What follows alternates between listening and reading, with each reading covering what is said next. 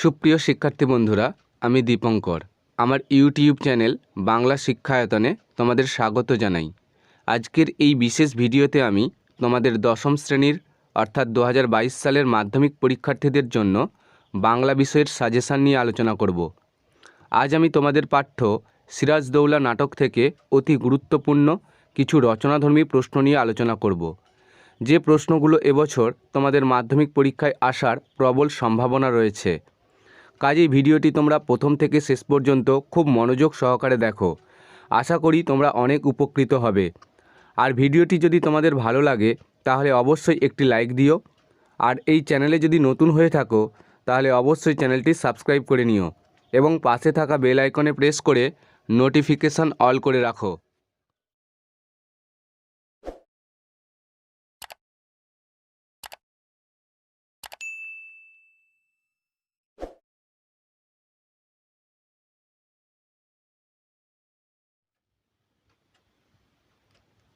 শিক্ষার্থী বন্ধুরা, চলো আমরা দেখে নিই শচীন্দ্রনাথ সেনগুপ্তের লেখা সিরাজদৌল্লা নাটক থেকে যে প্রশ্নগুলি অতি গুরুত্বপূর্ণ। প্রথম প্রশ্ন দেখো, আমার অক্ষমতার জন্য তোমরা আমাকে ক্ষমা করো। বক্তা কাদের কাছে এবং কেন এই ক্ষমা প্রার্থনা করেছেন?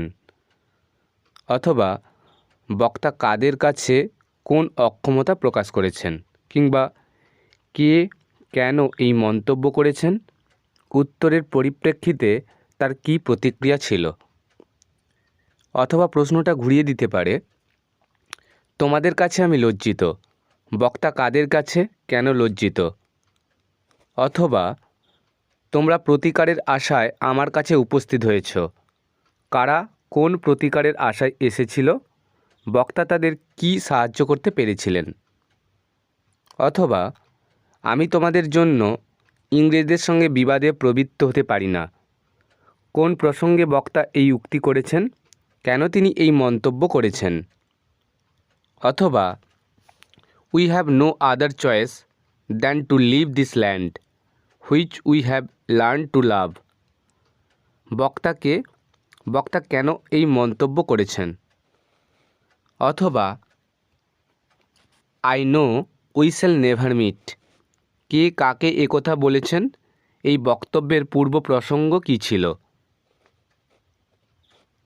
এবার দেখো 2 নম্বর প্রশ্ন, বাংলার মান, বাংলার মর্যাদা, বাংলার স্বাধীনতা রক্ষার প্রয়াসে আপনারা আপনাদের শক্তি দিয়ে, বুদ্ধি দিয়ে সর্বরকমে আমাকে সাহায্য করুন।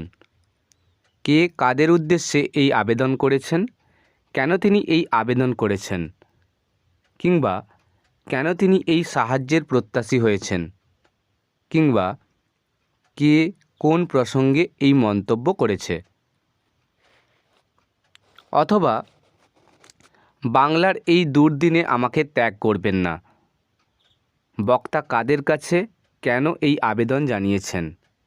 কিংবা বক্তা কাদের কাছে কোন দুর্দিনের জন্য এই আবেদন করেছেন? অথবা আপনাদের কাছে এই ভিক্ষা যে আমাকে শুধু এই আশ্বাস দিন। বক্তা কাদের কাছে ভিক্ষা চান? তিনি কি আশ্বাস প্রত্যাশা করেন?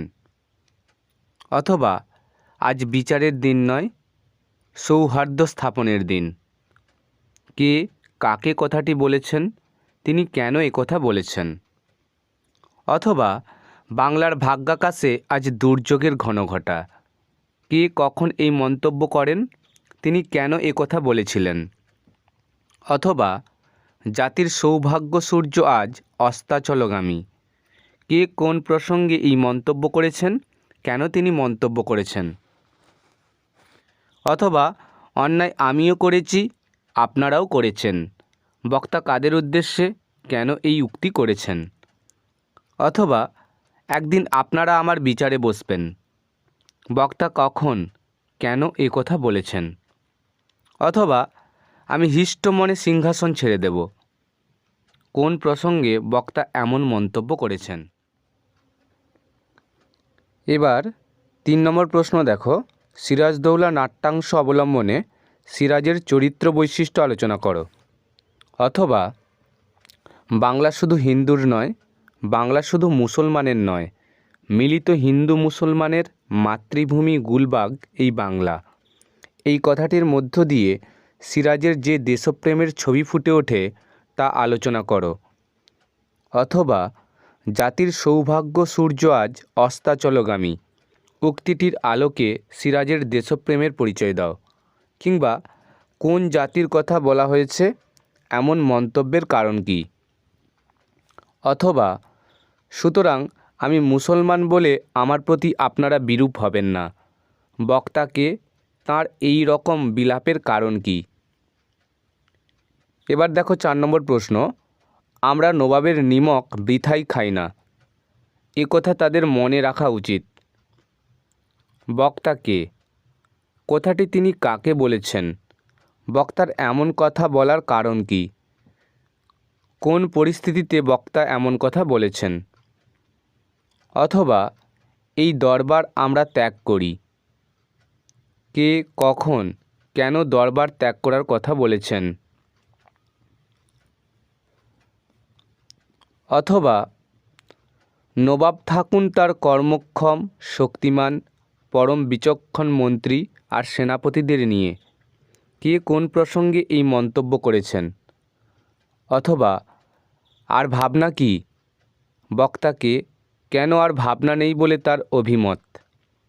অথবা দরবার ত্যাগ করতে আমরা বাধ্য হচ্ছি জাহাপনা, বক্তা কখন, কেন দরবার ত্যাগ করতে চেয়েছেন? অথবা এই সব অর্বাচীনকে দিয়েই যখন নবাবের কাজ চলবে, অর্বাচীন কারা, এমন উক্তির কারণ কি? 5 নম্বর প্রশ্ন দেখো, সিরাজদৌল্লা নাটক অবলম্বনে মীর জাফর চরিত্রটি বিশ্লেষণ করো। 6 নম্বর প্রশ্ন, ওই ঘসেটি বেগম মানবী না দানবী, কে কোন প্রসঙ্গে কেন এই মন্তব্য করেছেন? কিংবা এই উক্তির আলোকে বক্তার চরিত্র বৈশিষ্ট্য আলোচনা করো। অথবা প্রশ্নটা ঘুরিয়ে দিতে পারে এভাবে, মনে হয় ওর নিঃশ্বাসে বিষ, ওর দৃষ্টিতে আগুন, ওর অঙ্গ সঞ্চালনে ভূমিকম্প, কার সম্পর্কে কেন এই মন্তব্য করা হয়েছে? অথবা ওর সঙ্গে থাকতে আমার ভয় হয়, বক্তাকে কার সম্পর্কে কেন এই উক্তি? অথবা সিরাজের নবাবির এই পরিণাম, কে কোন পরিণামের ভবিষ্যৎবাণী করেছিল? অথবা আজকার এ কান্না শুধুই বিলাস, কিন্তু এ কান্নায় বিরাম নেই, চোখের জলে নবাব পথ দেখতে পাবেন না। এই 3টে লাইন তুলে দিতে পারে, দিয়ে প্রশ্ন করতে পারে বক্তার এমন মন্তব্যের কারণ কি আলোচনা করো। অথবা বেগমকে আজীবন আমারই মতো কেঁদে কাটাতে হবে, কোন প্রসঙ্গে বক্তার এই অভিশাপ? অথবা আমিনা কেঁদে কেঁদে অন্ধ হবে, বক্তার এরূপ মন্তব্যের তাৎপর্য বিশ্লেষণ করো। অথবা ঘরে বাইরে প্রতিনিয়ত এই বাক্যজ্বালা আমি আর সইতে পারি না লুৎফা, কার সম্পর্কে কেন এই মন্তব্য করা হয়েছে? কিংবা বক্তাকে তাকে প্রতিনিয়ত কার কোন বাক্যজ্বালা সহ্য করতে হয়েছিল? অথবা ঘসেটির বন্ধন মোচন হবে, সিরাজের পতন হবে, সুদিন নয়, কোন প্রসঙ্গে বক্তার এই মন্তব্য? অথবা তোমার মুখের ও কথা শেষ করো না মা, কাকে কোন কথা শেষ করতে নিষেধ করা হয়েছে? উদ্দিষ্ট ব্যক্তি তারপর কি করেছিল? অথবা দুর্দিন না সুদিন, বক্তার এমন মন্তব্যের কারণ কি? অথবা এই প্রতিহিংসা আমার পূর্ণ হবে সেই দিন, কার প্রতিহিংসার কথা বলা হয়েছে, তার প্রতিহিংসার পরিচয় দাও। অথবা আমরাই বুঝি ক্ষমা করব বিদ্রোহিণীকে, বক্তা কাকে কেন ক্ষমা করতে চাননি? অথবা আজ ভয় হচ্ছে শেষটাই না বাধ্য হয়ে তোমাকে বন্দিনীর মতোই কারাগারে স্থান দিতে হয়, বক্তা কাকে কেন কারাগারে স্থান দিতে চেয়েছিলেন? অথবা ওখানে কি দেখছো মূর্খ, বিবেকের দিকে চেয়ে দেখো, বক্তা কে, উদ্দিষ্ট ব্যক্তির প্রতি বক্তার কোন মনোভাব লক্ষ্য করা যায়? কিংবা উক্তিটির আলোকে বক্তার চারিত্রিক বৈশিষ্ট্য আলোচনা করো। 7 নম্বর প্রশ্ন, আমার রাজ্য নাই, তাই আমার কাছে রাজনীতিও নাই, আছে শুধু প্রতিহিংসা। উদ্ধৃত উক্তিটির আলোকে বক্তার চরিত্র বিশ্লেষণ করো। অথবা ঘসেটি বেগমের চরিত্র বৈশিষ্ট্য আলোচনা করো। অথবা ছল করে ধরে এনে পাপপুরিতে বন্দিনী করে রাখলে তোমাদের আমি ক্ষমা করব? বক্তাকে এই উক্তির আলোকে তার চরিত্র বিশ্লেষণ করো।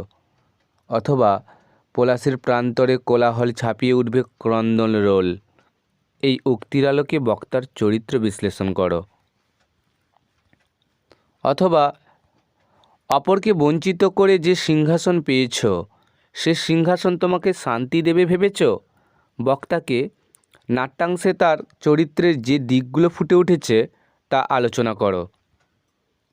8 নম্বর প্রশ্ন, মুন্সিজি এই পত্রের মর্ম সভাসদদের বুঝিয়ে দিন। কে কাকে পত্র লিখেছিল? উক্ত পত্রে কি লেখা ছিল? অথবা কিন্তু ভদ্রতার অযোগ্য তোমরা, কে কাকে একথা বলেছেন, একথা বলার কারণ কি? অথবা জানো এর শাস্তি কি? বক্তা কে, তিনি কেন একথা বলেছেন? অথবা এই মুহূর্তে তুমি আমার দরবার ত্যাগ করো। বক্তা কাকে কেন দরবার ত্যাগ করার আদেশ দিয়েছিলেন? অথবা তোমাকে আমরা তোপের মুখে উড়িয়ে দিতে পারি জানো? বক্তা কার সম্পর্কে কেন এমন মন্তব্য করেছেন? অথবা এই পত্র সম্বন্ধে তুমি কিছু জানো? বক্তা কে, পত্রে কি লেখা ছিল? অথবা এই ভীতি প্রদর্শনের অর্থ কী? কে কাকে কথাটি বলেছেন? ভীতি প্রদর্শন কিভাবে করা হয়েছিল? অথবা বাংলায় আমি এমন আগুন জ্বালাইব, বক্তাকে কেন তিনি এই মন্তব্য করেছেন? অথবা অ্যাডমিরাল এ কথা লিখিয়াছেন কেন আমি বুঝি না, বক্তাকে অ্যাডমিরাল কি লিখেছিলেন? অথবা আপনিই পড়ুন, ওর হাতে দেবেন না, আচ্ছা ওকে একবার দেখে নিন, বক্তাকে তিনি কাকে কি পড়ার কথা বলেছেন কিংবা কোন প্রসঙ্গে বক্তা এমন উক্তি করেছেন? অথবা punish me your excellency if you will, কিংবা I can only say that I have done my duty, বক্তা কখন কেন এই মন্তব্য করেছেন?